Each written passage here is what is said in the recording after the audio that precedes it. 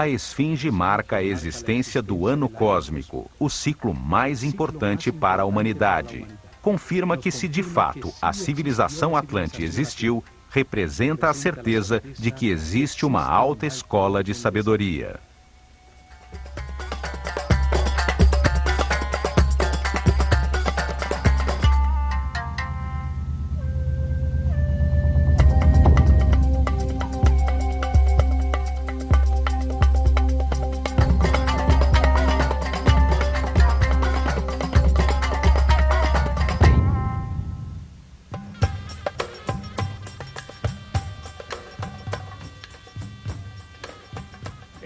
O Egito é um país de um único rio.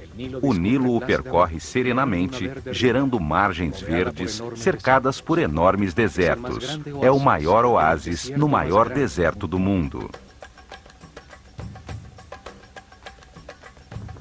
É uma terra simples, fácil de entender, com grandes paisagens que incitam à contemplação. Qualquer ponto do horizonte faz pensar na imensidão. O Egito é um país de um Deus único.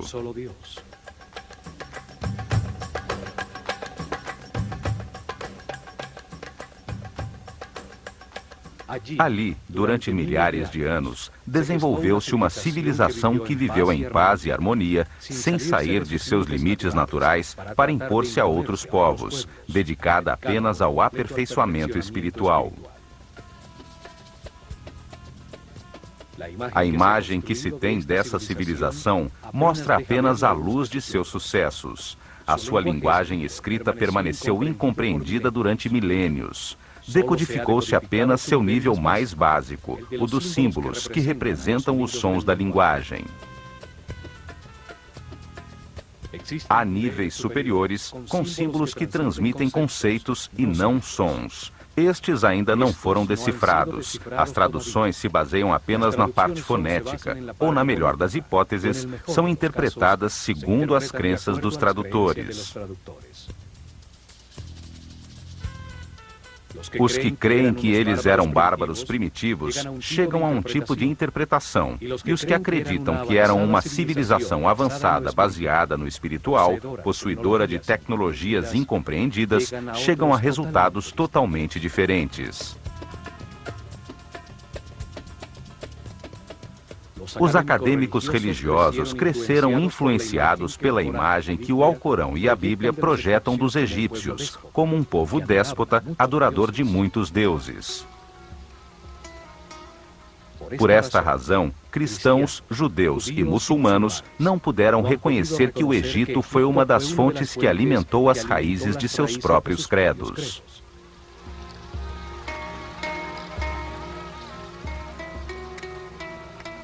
Esta imagem ficou reforçada pela incorreta tradução da palavra Néter, como Deus ou deusa, quando na realidade significa força ou causa fundamental, princípio divino, função que ordena o universo. Os Néters personificam atributos de Deus. Foram uma maneira simples de explicar ao povo que o único Deus responsável pela criação tem diferentes características. Não quer dizer que sejam múltiplos deuses. Um único homem pode ser um mestre, um pai e, ao mesmo tempo, um marido, sem ter que ser várias pessoas. São características diferentes de um único ser.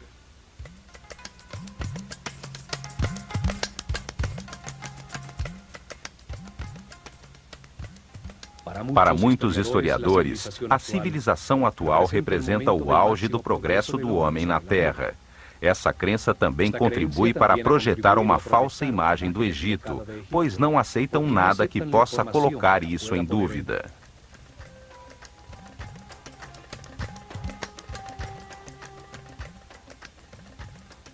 Aceitam apenas parcialmente os documentos cronológicos de governantes egípcios que chegaram a nossos dias, invalidando os registros anteriores ao rei Menes, alegando que apenas essa parte é um mito. Os acadêmicos racionalistas contribuíram também para falsear a história egípcia, ao não aceitar a existência da ciência e filosofia antes da civilização grega, apesar dos grandes pensadores e matemáticos gregos terem encontrado respostas no Egito. Tudo isso projetou uma imagem enganosa da cultura egípcia. São vistos com preconceito, como um povo primitivo e inferior ao mundo moderno civilizado, cuja única qualidade foi construir alguns templos e túmulos para seus faraós, muito grandes e resistentes à passagem do tempo.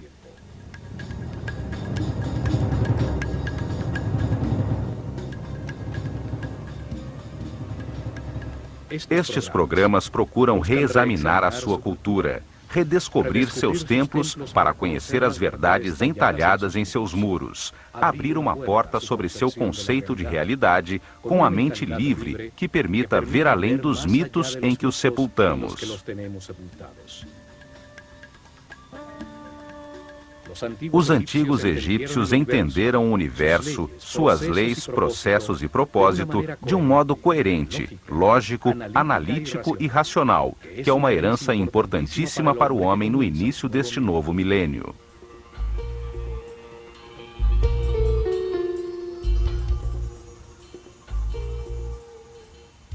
Novas informações começam a surgir. Estudiosos, cientistas e técnicos estão encontrando provas dos incríveis avanços tecnológicos, da precisão absoluta de suas construções, da escala de seus projetos. Seus feitos foram subestimados. O fato de nem sequer imaginar a sua tecnologia não quer dizer que não tenham movido, de maneira inexplicável, enormes pesos através de grandes distâncias, que tenham cortado, entalhado e acoplado duríssimas lajes de granito e diorita com precisão atômica, possível somente com tornos e serras ultrassônicas. A precisão matemática de suas construções é tal que nos 5 hectares da base da Grande Pirâmide há um desnível de apenas 8 milímetros. A tecnologia atual teria conseguido apenas um desnível de 40 centímetros.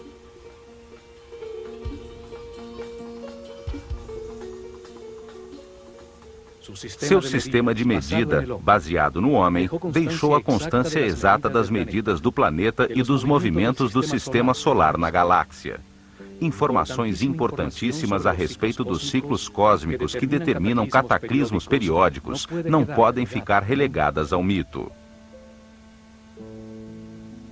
Esta herança faz parte de nosso antigo futuro.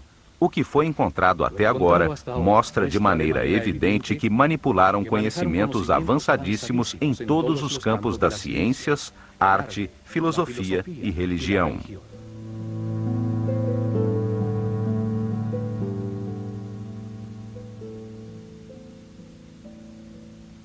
Conhecimentos que fazem parte de uma herança ainda mais antiga, de um período desaparecido da humanidade, chamado Atlante, anterior ao dilúvio, ao que sobreviveram alguns sacerdotes que construíram as bases deste ciclo em que vivemos.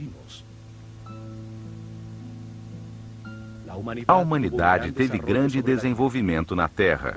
Alguns sacerdotes cientistas, prevendo a catástrofe, prepararam-se para sobreviver a ela.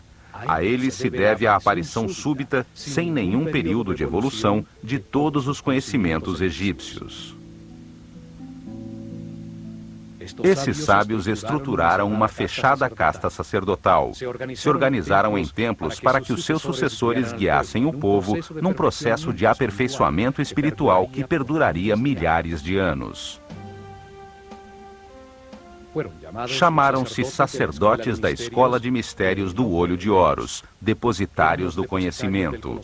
A sua visão da vida na Terra como um processo de aperfeiçoamento espiritual, transformando um homem quase animal em super-homem, determinou o caminho dos egípcios. Sua maneira de entender o progresso como uma evolução dos conhecimentos sobre o universo não tem parâmetro para o homem ocidental, que vê o progresso como aquisição de confortos materiais. A Escola de Mistérios acelerou o processo evolutivo de uma série de iniciados que receberam dados para entender o mundo dual em que vivemos, de contrastes extremos, de luz e escuridão, de medo e amor. Dessa maneira, entenderam que nas diversas vidas experimenta-se na própria pele esses extremos, como resultado das decisões tomadas livremente, o que permite comparar e encontrar a verdade. Cada vida é um passo necessário que acrescenta conhecimento. Os egípcios viram no homem um modelo na escala do universo, que ao entender-se a si mesmo, pode encontrar verdades superiores, deduzir aspectos da realidade. O que vale para o universo, vale para o homem. Os sábios sacerdotes ensinaram que tudo existe numa grande mente. Somos pensamentos de Deus, com capacidade para criar em nosso próprio pensamento. Somos aspectos de uma só realidade. Tudo é único. Um é tudo. Por isso desenvolveram simultaneamente a ciência, a arte, a religião, a filosofia, de um modo multidisciplinar, conjunto, sem especializações que cegam.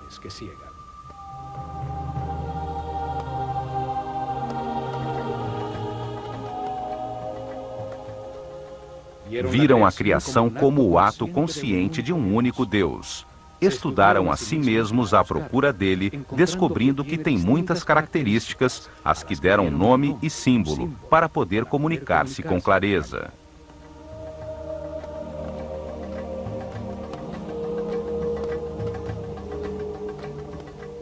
Deram o nome de Atum à característica de Deus não manifesto, quando ainda não criou o universo, que existe apenas potencialmente dentro dele.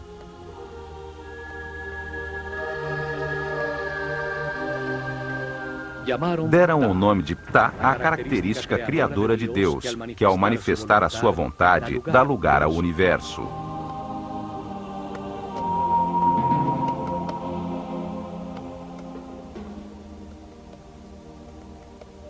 E chamaram Amon a característica de Deus que torna o homem livre de criar na sua própria mente a sua imagem e semelhança.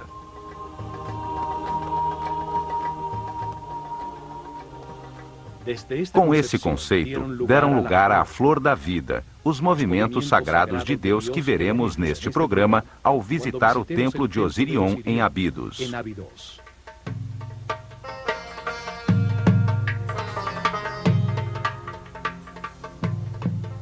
Os templos foram instrumentos científicos de alta precisão para medir e registrar os movimentos dos astros. Sua herança nos diz que os astros determinam os ciclos do universo e os processos por que passa o homem, a humanidade. Nos templos concentraram os conhecimentos que encontraram enquanto se estudavam a si mesmos, num processo dirigido de aperfeiçoamento espiritual. Ali desenvolveram simultaneamente as ciências, a arte, a religião e a filosofia, num único bloco dinâmico, pois acreditavam que nenhum aspecto da realidade estava separado de outro. Ao redor dos templos, dirigida por seres muito evoluídos espiritualmente, cresceu uma das civilizações mais incompreendidas e mais avançadas da Terra. Está na hora de recuperar a nossa herança.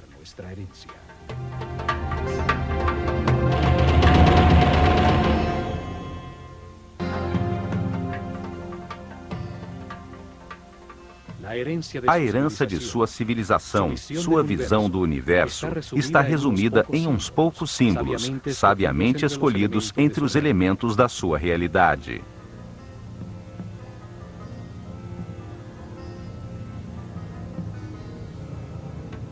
A utilização de uma imagem simbólica tem a vantagem de expressar um pensamento de uma maneira muito simples, além da linguagem, e seu significado poderá ser entendido milhares de anos depois de ter sido desenhado, pois a imagem de um falcão ou uma postura humana não mudam.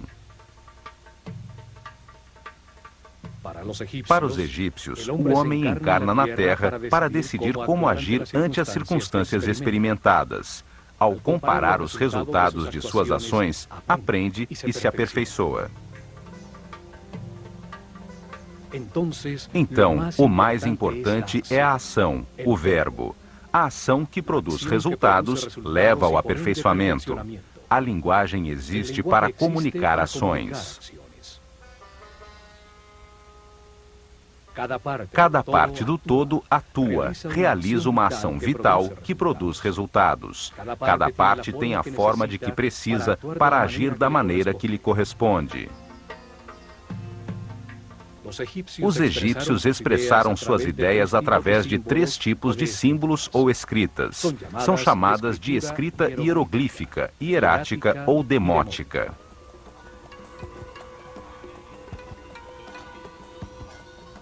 O primeiro tipo de escrita utiliza imagens muito simples chamadas hieroglifos. Hieros significa sagrado e glifos significa imprimir. Assim chamaram os gregos escrita sagrada aos entalhes simbólicos egípcios. Os hieroglifos têm diferentes níveis simbólicos de comunicação. O mais simples e básico é o nível dos símbolos fonéticos. Utilizaram 24 símbolos gráficos associados a um som e não a uma ideia. Formam o alfabeto egípcio. Era a escrita que dava forma à linguagem do povo.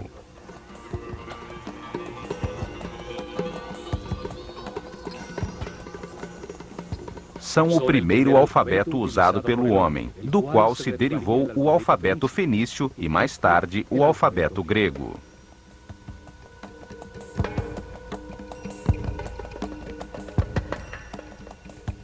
Podiam escrever indiscriminadamente em colunas ou em linhas horizontais, podendo ser lidas em qualquer sentido. As cabeças das figuras simbólicas olhavam na direção em que se começava a frase, marcando assim a direção da leitura. Durante milênios permaneceu indecifrada, até que em 1799, os expedicionários franceses, vindos com Napoleão, encontraram em Roseta, no Mediterrâneo, uma pedra de granito negro, escrita no final da civilização egípcia. Em péssimo estado, nenhuma das suas linhas estava completa. Conservava ainda 14 linhas escritas em hieroglifos, 32 linhas escritas em demótico e, o mais importante, 54 linhas em grego, uma escrita conhecida que indicava que esse texto traduzia as outras escritas. Um especialista em línguas, Jean-François Champollion, dedicou-se a estudar os textos da pedra. Descobriu que o egípcio antigo, assim como as escritas semíticas, usava apenas consoantes. As vogais eram acrescentadas na linguagem falada para dar uma forma gramatical. Em 1822, consegue resolver o mistério ao comparar os hieroglifos contidos em 2 cartuchos do texto, um dos quais constava também em uma lápide circular na ilha de Philae, ao lado da 2ª pilastra do templo de Ísis, que se sabia conter o nome do faraó Ptolomeu VI. 2 cartuchos de hieroglifos com os nomes dos 2 últimos faraós egípcios, Ptolomeu e Cleópatra. Isso permitiu decodificar e identificar o alfabeto utilizado. O som que nesse momento produziam as palavras gregas em copto, uma linguagem usada por cristãos egípcios, serviu para aproximar-nos do som que se supõe tivesse a língua dos antigos egípcios.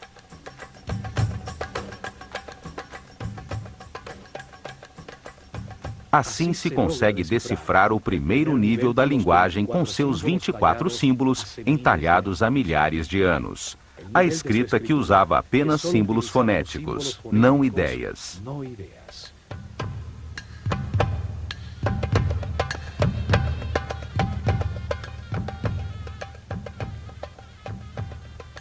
Mas existe um nível mais alto de comunicação nessa mesma escrita hieroglífica. Além de 700 símbolos, belíssimas formas gráficas que desenham a realidade e evocam na mente ações e conceitos. A palavra convertida em imagem. Símbolos que imitam as formas da natureza, escolhidos pela ação que evocam na mente. Um pássaro evoca o voo, a liberdade. Caso seja um falcão, acrescenta a essa imagem a agudeza da visão.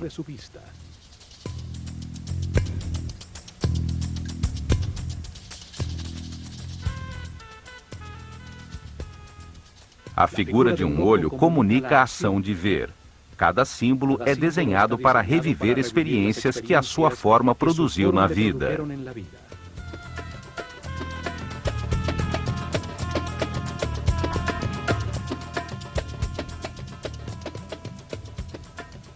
Usavam também partes facilmente reconhecíveis que fazem pensar em uma ação vital. 2 braços elevados fazem pensar em orar. 2 pernas evocam a ação de andar. Um braço estendido, a ação de apontar. 2 mãos entrelaçadas, união. Uma mão que alimenta, outra que semeia, um jarro que entorna.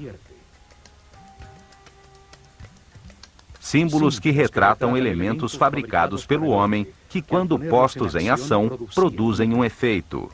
A ferramenta comunica o tipo de trabalho que se executa com ela. Um arado, um ancinho, uma rede. Além da escrita hieroglífica, existia outra forma de escrita, a hierática. Era utilizada apenas para comunicações oficiais e comerciais. A terceira forma de escrita existiu somente nos últimos anos da civilização, quando, por volta do ano 700 a.C., os escribas que copiavam os textos antigos simplificaram ainda mais os símbolos do hierático, até torná-lo quase uma taquigrafia. Chama-se demótico.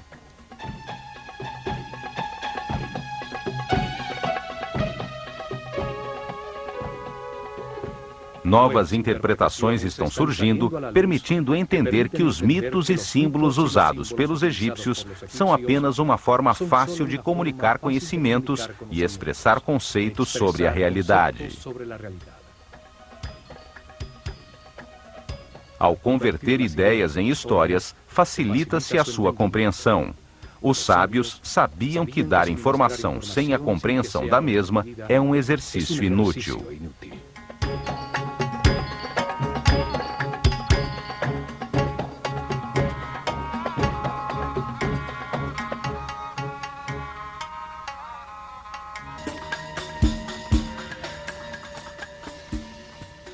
Existem 3 templos muito antigos, do início da sua civilização, realizados com a mesma técnica de construção. Tem o mesmo estilo arquitetônico, maciço e pesado, embora simples, que não foi utilizado novamente em todo o Egito.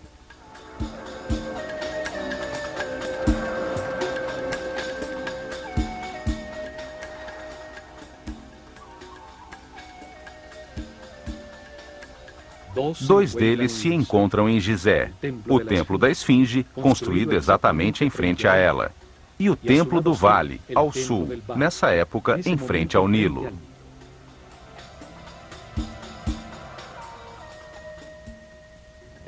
O terceiro é o maciço Osirion, construído em Abidos.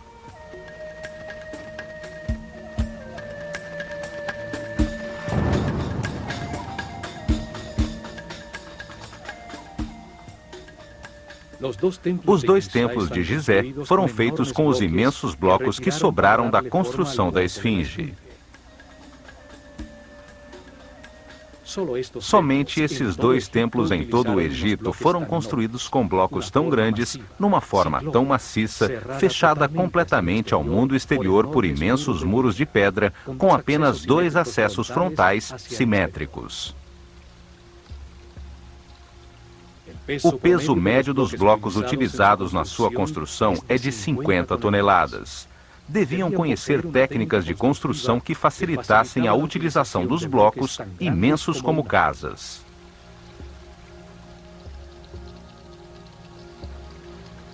Não usaram blocos regulares. Eram todos diferentes, com seus lados cortados em diferentes ângulos, sobre os quais encaixavam de maneira exata e milimétrica os que colocavam por cima. Outra particularidade desses templos é que os blocos dos cantos estão cortados de modo especial. Cada um deles faz parte dos dois muros, a fim de que toda a estrutura do edifício não tenha interrupções.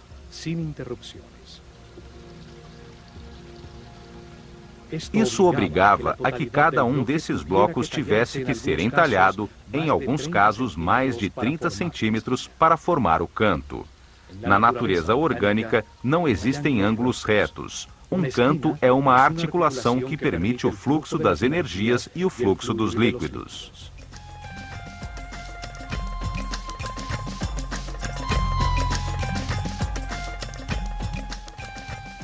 Estes templos tinham um salão central, coberto com uma laje de pedra sustentada por gigantescas colunas simétricas, formando um grande terraço superior que dominava a planície.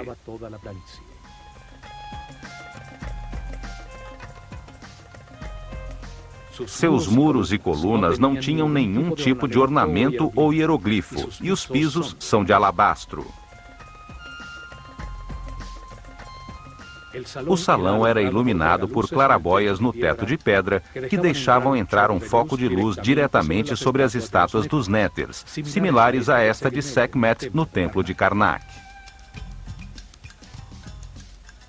Estes templos foram utilizados desde o Zet-Tepe, o momento em que começou a nova era depois do dilúvio, em cerimônias iniciáticas dos sacerdotes da Escola de Mistérios do Olho de Horus.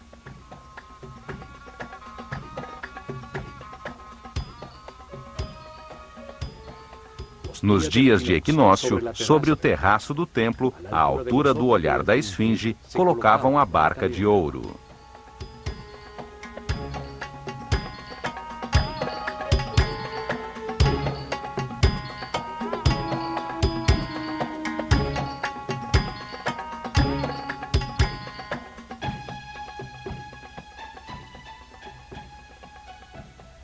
O símbolo do processo evolutivo do homem em seu caminho de reencarnações na Terra e do percurso do Sol no céu.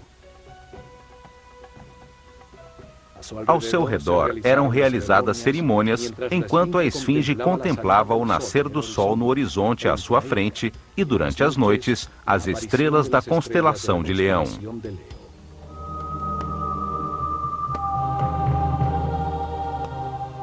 Existem 4 razões para que se diga que a esfinge e esses templos foram construídos pelo faraó Quefren. A primeira é que no templo da esfinge foi encontrada enterrada de cabeça para baixo a famosa estátua de diorita negra de Quefren, com um falcão no ombro. A segunda é que afirmam que a cara desta estátua é igualzinha ao rosto da esfinge. Achamos as suas feições muito diferentes das de Quefren. A terceira é que entre os braços da esfinge encontrou-se uma lousa entalhada por Tutmoses IV, que numa de suas linhas tem a sílaba Kef, apesar de na mesma lousa estar escrito que a esfinge estava nesse local desde o início dos tempos, o Zet-Tepe. A quarta é que por isso se atribui também a Quefren a construção da pirâmide central de Gizé, que tinha encostado à sua fachada um templo unido por um caminho coberto de 500 metros ao denominado Templo do Vale.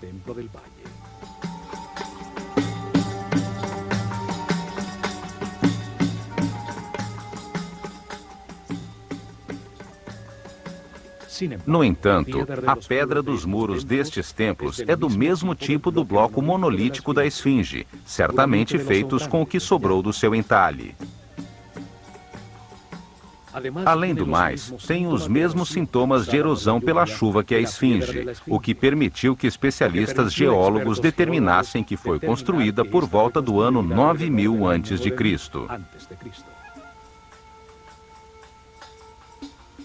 Certamente o faraó Quefren reformou o antigo templo, cobrindo pelos dois lados os muros já deteriorados pela erosão com lousas de granito.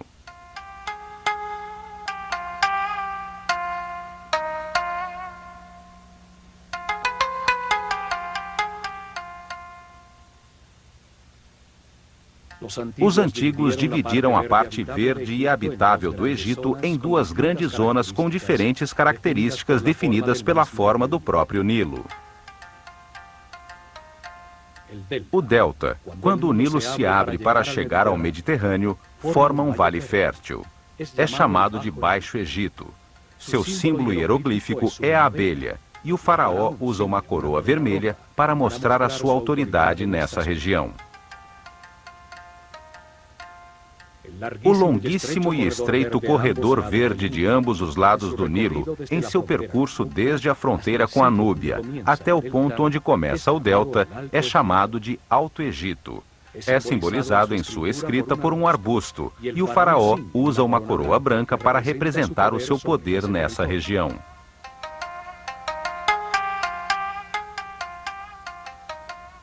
A história aceita do Egito começa com a unificação destas duas regiões sob uma só coroa branca e vermelha. Essa união foi conseguida pelo faraó Menes, fundador de Mênfis, localizada na confluência das duas regiões.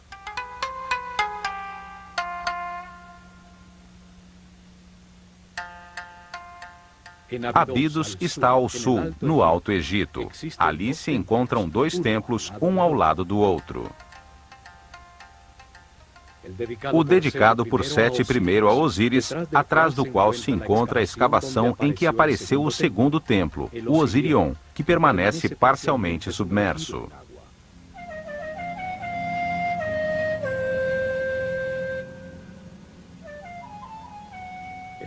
O nível freático impediu os trabalhos de restauração, pois a água fluía para dentro do templo mais rápido do que a capacidade das bombas para tirá-la. Estima-se que foi construído no alto de uma colina por volta do ano 9000 a.C., quando o nível freático e a superfície do Nilo estavam 10 metros abaixo.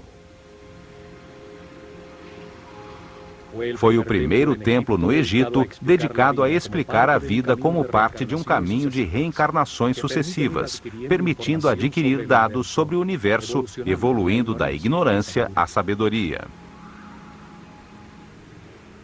Sua arquitetura maciça, sem nenhum tipo de hieroglifos, com lajes e pedras pesadíssimas e de corte imenso, é muito semelhante aos templos em frente à Esfinge. Enormes blocos irregulares, todos diferentes entre si, com cortes de assombrosa precisão, juntas de construção e exatidão de montagem.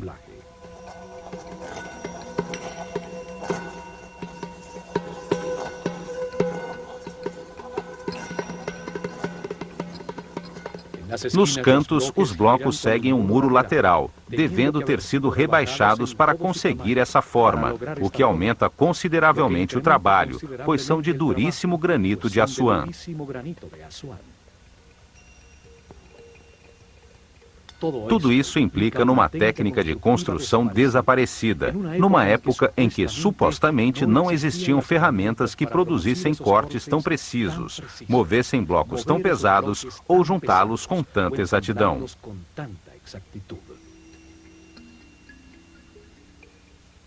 Conhecimentos técnicos herdados dos sobreviventes ao dilúvio, que foram utilizados no estrito e fechado círculo de uma organização secreta de sacerdotes cientistas.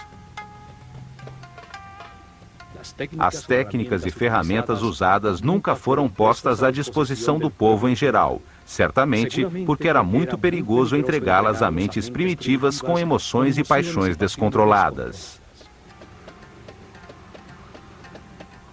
Ou então, porque a única maneira de usá-las era estando em perfeita harmonia com o universo, por sua característica sônica ou psíquica, e não mecânica como as desenvolvidas pelo homem atual.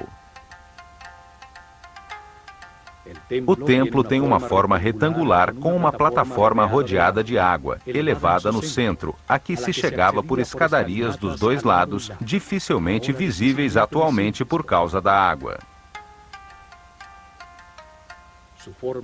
Sua forma simboliza o montículo original que emergiu quando as águas baixaram depois do dilúvio, onde os sábios desembarcaram para começar a nova civilização do Egito.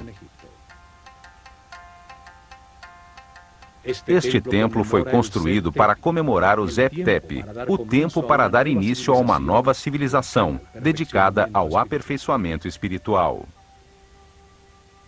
10 maciças colunas de pedra, cada uma feita num só bloco de granito vermelho, com um peso superior a 100 toneladas, sustentavam pesados pórticos, sobre os quais se apoiava um teto de pedra.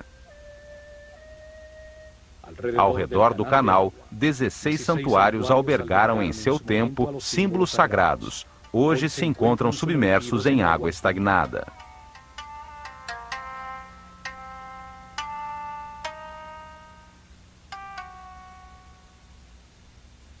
No canto superior de um desses imensos pilares, encontram-se lado a lado 2 estranhos círculos com figuras geométricas em seu interior, tocando-se nas beiradas.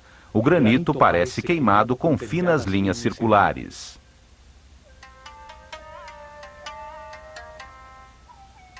Trata-se da flor da vida, um símbolo de geometria sagrada egípcia que mostra os movimentos iniciais de Deus para criar o universo.